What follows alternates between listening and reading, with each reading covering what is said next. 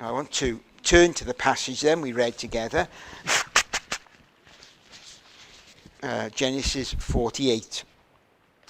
It's a striking fact that the book of Hebrews uses this passage to highlight Jacob's faith. You know that passage in Hebrews 11, it's full, isn't it, of examples of faith from the Old Testament. I wonder if you'd been asked what incident in the life of Jacob that you would have chosen.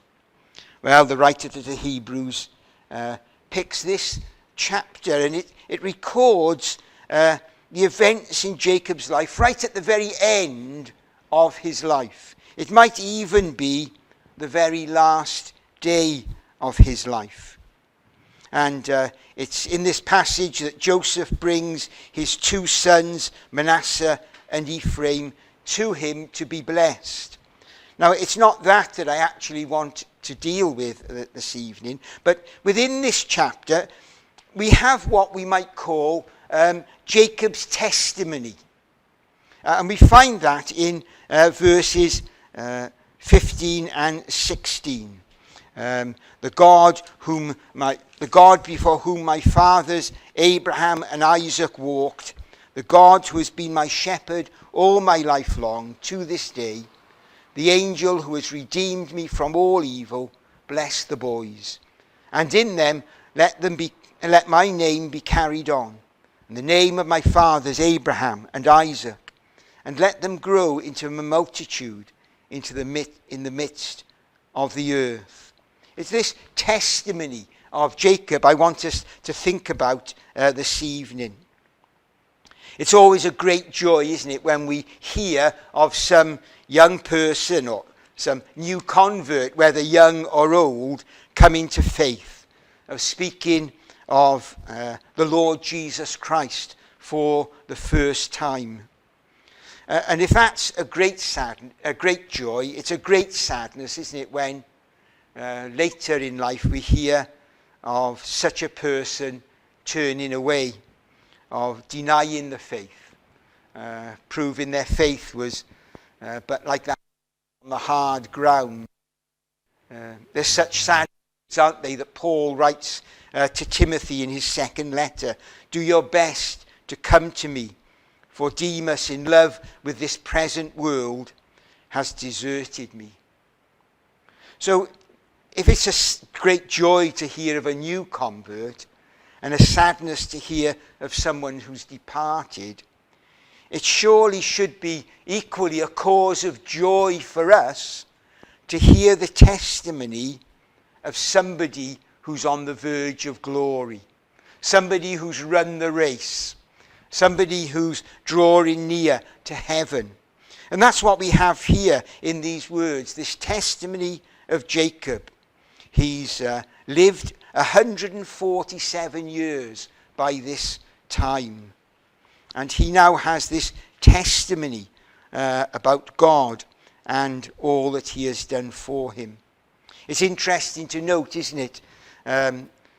Often when we listen to a young convert giving their testimony, it's naturally all about how they feel, about what they have done, how they came to the Lord. And yet here, this mature believer, his testimony now is all about God. There's nothing really a great deal about himself, but it's all about his God and what God has done. The aged patriarch here is a transformed man. I'm sure you know his story, how as a young boy and a young man, he was that self-centered deceiver. But now here he is, and he wants not his desires to be foremost, but he wants Joseph and his sons to hear about what God has done and what God has been to him. And that's surely really what all testimonies should be like, shouldn't they? Should be filled with God and with his grace and with his redemption. Well, may this testimony then challenge us. And what we see here is, first of all, that every real testimony points us to a change in a person's relationship to God. From the very outset, Jacob wants us to understand, to know that he now worships and serves and is being kept by the one who is the true and the living God. This testimony would make sense if his words began, God, before whom my fathers Abraham and Isaac walked. But he begins by declaring the God. Now that might not seem a great deal of difference to us in English, but in the Hebrew, apparently, to put this the in front of the noun is to emphasize something, to be very deliberate in one's emphasis. And Jacob here, it seems to be saying, I want you to know that what I have to say now is not about some of the idols or the false gods that surround us, that even surrounded them there in Egypt. No, I want to tell you about the God, the true God, the living God, the only God. This is the one who has become real in Jacob's life. It's so different, isn't it, to Jacob as a young man. You remember the incident in Genesis 27 when Isaac is about to bless Esau. He's about to pass on the family blessing. And you know how Isaac has Esau as a favorite. Rebekah has Jacob as a favorite. And Rebekah hears what's going to happen. And failing to trust God, she comes up with her own plan. She dresses up Jacob, makes him look and smell like Esau, and sends him in to Isaac, who's now blind. And Isaac has sent Esau off to kill a deer and prepare a meal for him before he blesses him. And so Rebekah quickly makes a meal for him and sends Jacob in. And we read these words, don't we? So he went in to his father and said, my father. And he said, here I am. Who are you, my son? Jacob said to his father, I am Esau, your firstborn. I have done as you told me. Now sit up and eat of my game, that your soul may bless me. But Isaac said to his son, how is it that you have found it so quickly, my son? He answered, because the Lord your God granted me success. Don't our words reveal something about our heart? He doesn't say, God has brought the animal to me. He's lying, of course. But he doesn't say, God has brought this animal. He doesn't say, my God. He says, your God has brought this animal to me and granted me success. But now in this passage that we're looking at the end of Jacob's life, everything is different. Jacob no longer speaks about your God, but he speaks about my God, the living God. There is a reality now to Jacob's faith. And he wants us to know that the God whom Abraham served, the God whom Isaac served, this true and living God is now the one that Jacob has served and knows. Jacob had lived, hadn't he, for a vast number of years amongst the idolatrous nations back in Canaan. And now he spent 17 years in the idolatrous society of Egypt. And yet, in all that, we see here how his faith triumphed, how it has matured and grown, so that at the end of his life he can say, this God, the true and the living God, is my God. And as he does that, he reveals to us in his testimony 3 great truths about the God whom he worships. I want us to look at those 3 truths now. And the first one is that Jacob here tells us that God is the one who has always been behind him. You notice what he says, the God before whom my fathers Abraham and Isaac walked. And by implication he's saying, this is the God before whom I have walked. And what he's saying then is, if I've walked before God, then God must be behind me. For somebody to walk before somebody means to walk in front of them. And what Jacob is saying, that I realize at the end of my life that all my life has been walked in the full view of God.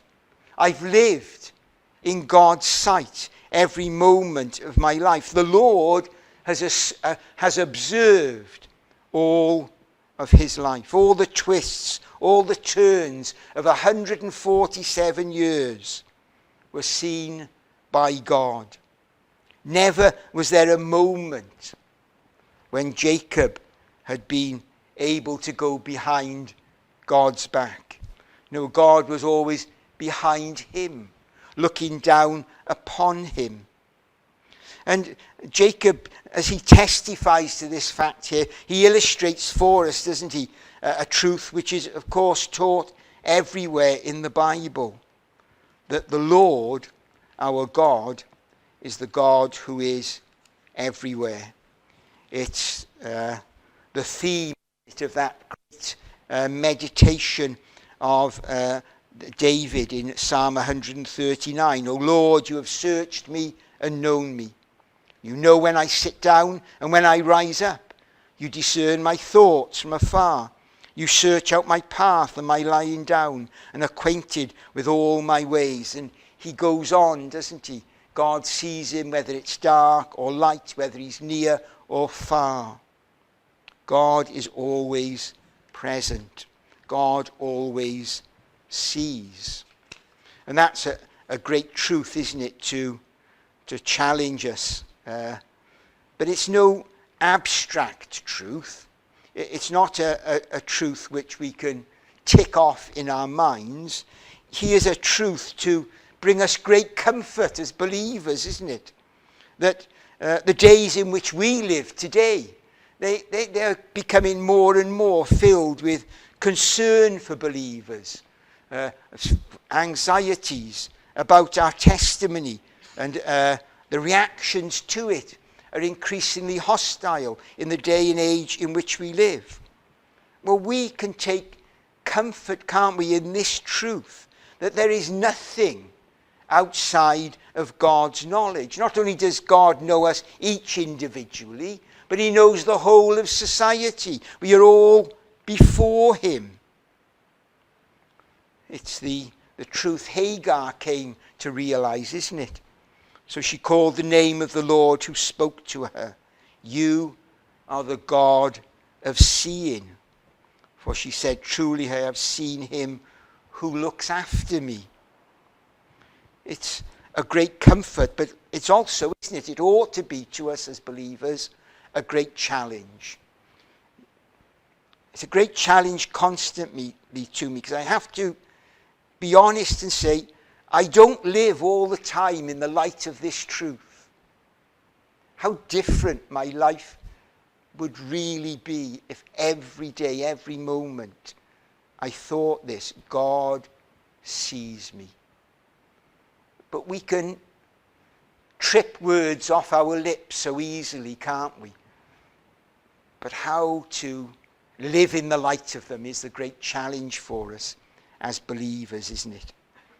How much more godly our lives would be if this was the great thrust of our moments, that God sees me. But then the second truth that Jacob reveals to us here, that not only has God been the one who has been behind him, but God is the one who has been before him. The God before whom my fathers Abraham and Isaac walked, the God who has been my shepherd all my life long to this day. I'm sure you all know shepherds in this country, they drive their sheep, don't they, with sheepdogs. In the Middle East, back in biblical times and still today, the shepherd goes before the sheep and the sheep follow. And Jacob here is describing God as the one who has been his shepherd. He is the one who has led him.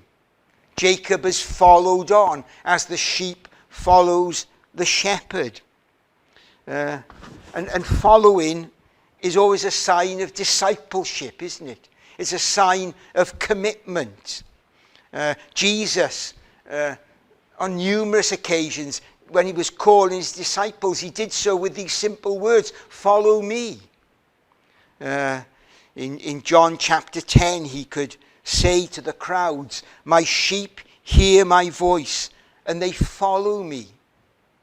And then he gives us that challenge, doesn't he, in Matthew? "If anyone would come after me, let him deny himself and take up his cross and follow me."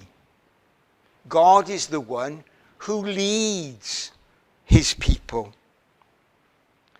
In this verse here, we actually have the first reference to God as a shepherd in the whole of the Bible.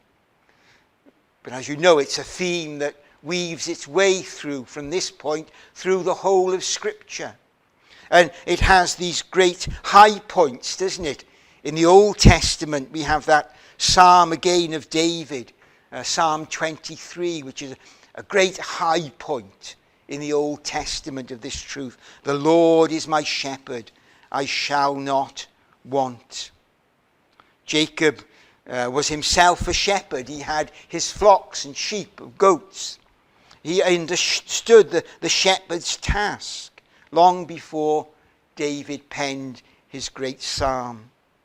And he understood the true measure of care that the flocks that were his required. And he saw in this and his Abraham and Isaac saw in this a fitting picture of God's care of his people. As I say, it comes to that great climax in Psalm 23, "I shall not want." And what does David go on? He goes on and lists all the things that God promises, that the Lord promises to his people. "I will not lack rest. I will not lack life. I will not lack guidance. I will not lack safety. I will not lack provisions, both now and for eternity." This is the shepherd who is our God. It's a great statement, isn't it, that Jacob ends this little section with. "The God who has been my shepherd all my life long to this day." It sums up the whole teaching of the Bible on providence. God has been with him all his life long. Not simply once he'd come to faith, not simply once he began following God, but Jacob looks back on the whole of his life now, and he sees that God was always there, that God was always leading, God was always directing. And again, David in that Psalm 139 takes up the same truth, doesn't he? "For you formed my inward parts. You knitted me together at my mother's womb. I praise you, for I am fearfully and wonderfully made. Wonderful are your works. My soul knows it very well. My frame was not hidden from you when I was being made in secret, intricately woven in the depths of the earth. Your eyes saw my unformed substance. In your book were written every one of them, the days that were formed for me, when as yet there were none of them." He's been a shepherd all life long. God is not a part-time shepherd. His care of Jacob has been throughout his life. And that again is a great comfort to us, isn't it, as believers.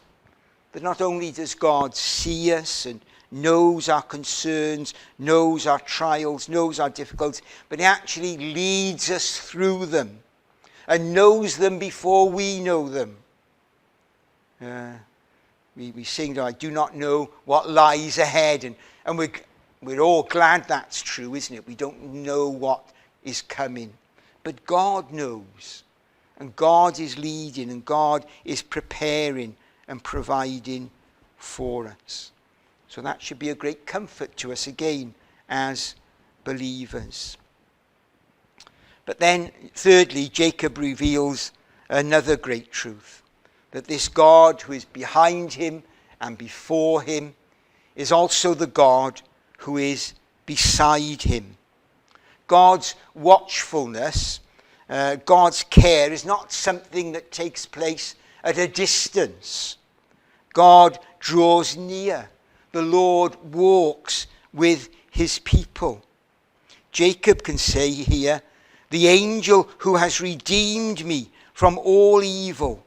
Bless the boys. Through all the dangers, the trials, the hardships, the falls, the failings of his life, Jacob has come to realize that deliverance has not been in his own hands. He once thought like that. He was the man who thought he could trick and deceive his way out of every situation. But now, with a greater humility, he looks back and acknowledges that his life was being kept and he was being delivered as a result of God's care and kindness and presence. But perhaps somebody is saying, but actually that doesn't say God, it says the angel who has redeemed me from all evil. Angels were and are God's messengers, God's servants who are sent to do his bidding. But throughout the Old Testament we have references to a special angel, the angel or the angel of the Lord. And that has a deeper, more profound meaning. To introduce an angel into this testimony would be so out of place, wouldn't it? He's praising God for all his keeping. To suddenly give worship to an angel would be so wrong, wouldn't it? And surely Jacob here is referring to the one whom he has met on a number of occasions down through his life. He met with the angel of the Lord at Penuel and wrestled with him.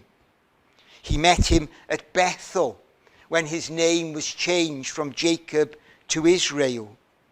And it's this angel whom Jacob describes now, his Redeemer, his Deliverer. And this is surely none other than one of those pre-incarnate appearances of the Lord Jesus Christ, the second person of the Trinity. It's the Lord who's been Jacob's traveling companion at every twist and turn, at every danger.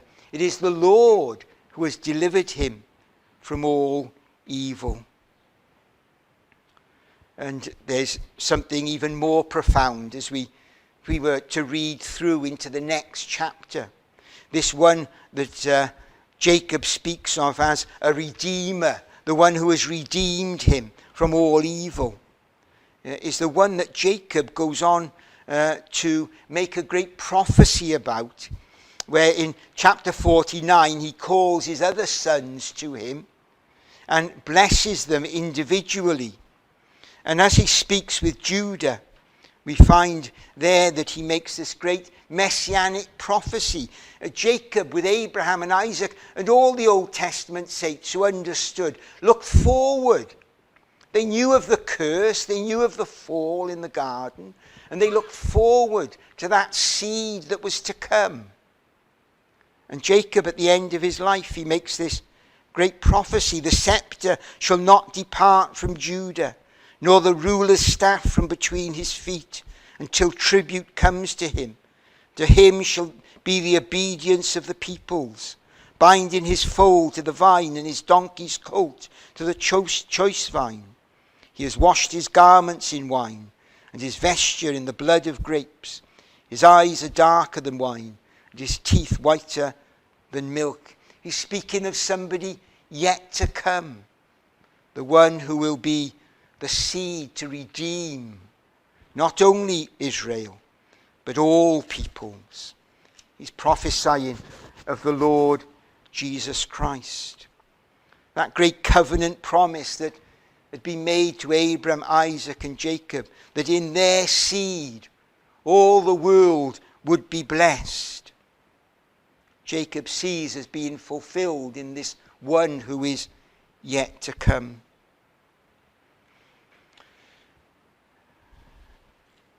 After Jacob had blessed Manasseh and Ephraim, he called his other sons, and we see that great prophecy being proclaimed, looking forward to the coming of the Messiah, whom we now see in all the fullness, with the whole of Scripture revealed before us. He looks forward to that second great high point that we've referred to once already.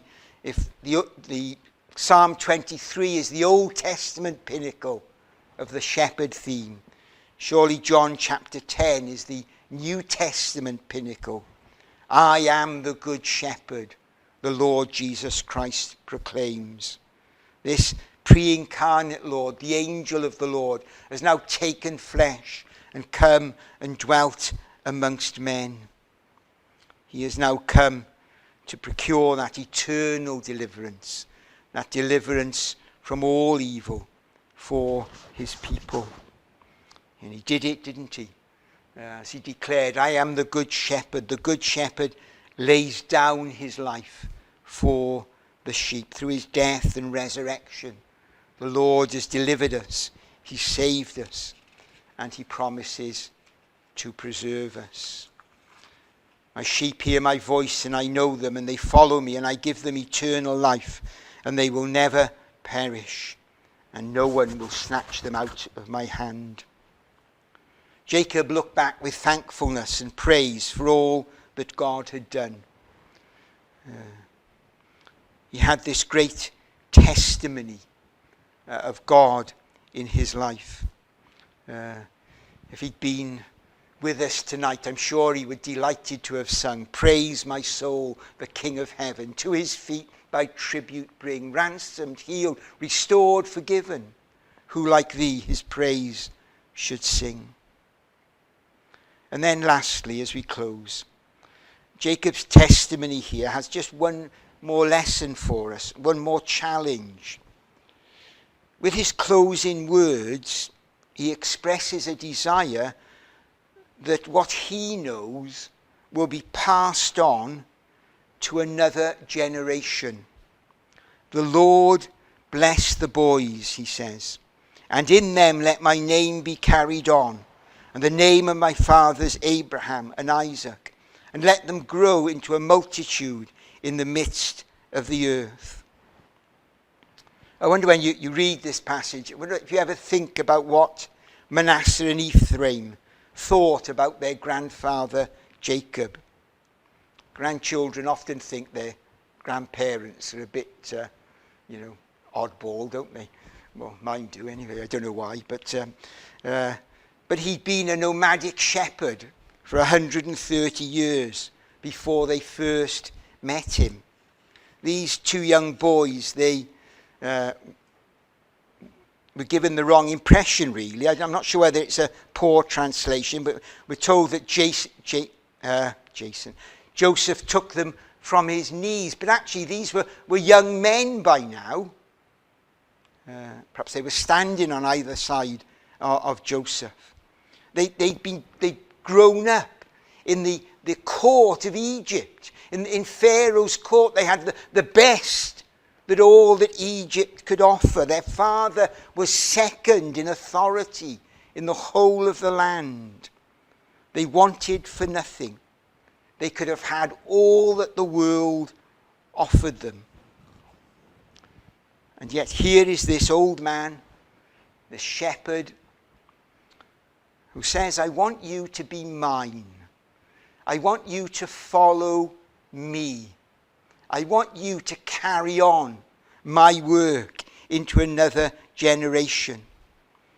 He said in verse 5 of the chapter, and Jacob said to Joseph, God Almighty appeared to me at Luz in the land of Canaan and blessed me and said to me, behold, I will make you fruitful and multiply you, and I will make you a company of peoples and will give this land to your offspring after you for an everlasting possession. And now your 2 sons who were born to you in the land of Egypt before I came to you in Egypt are mine. Ephraim and Manasseh shall be mine as Reuben and Simeon are. Manasseh and Ephraim were to become Jacob's children, as it were.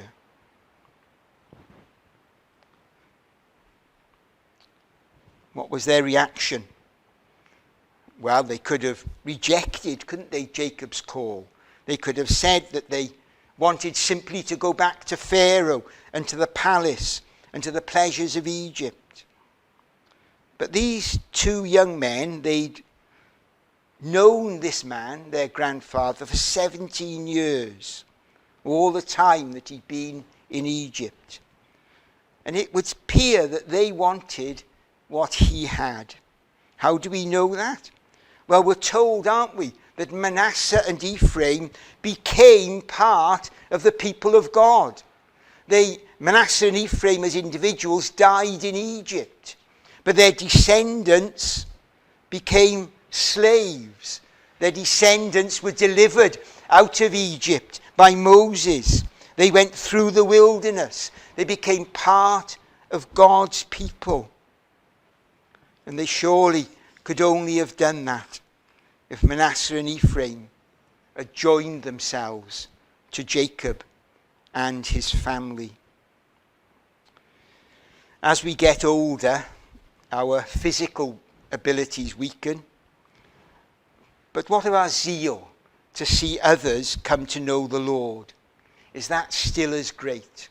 Whether it's only able to be in a life of prayer, when activity is less able, it should never diminish, should it? Whatever age we are, we should be desiring that others might know the Lord whom we serve. Are we an encouragement to people who are following behind? Are we as grandparents an encouragement to our children and grandchildren, parents to children, colleagues to colleagues in work, friend to friend, neighbour to neighbour? There are so many relationships, aren't there? I wonder when our last day comes, what people will say of us. It's nice to think, isn't it, that people will say he was a good man or he's a good woman. But wouldn't it be wonderful if people looked back on our lives and said, that person had a wonderful God. That person had a wonderful Saviour. That surely is the end of our testimony, that people might not come to us, but come to the Lord.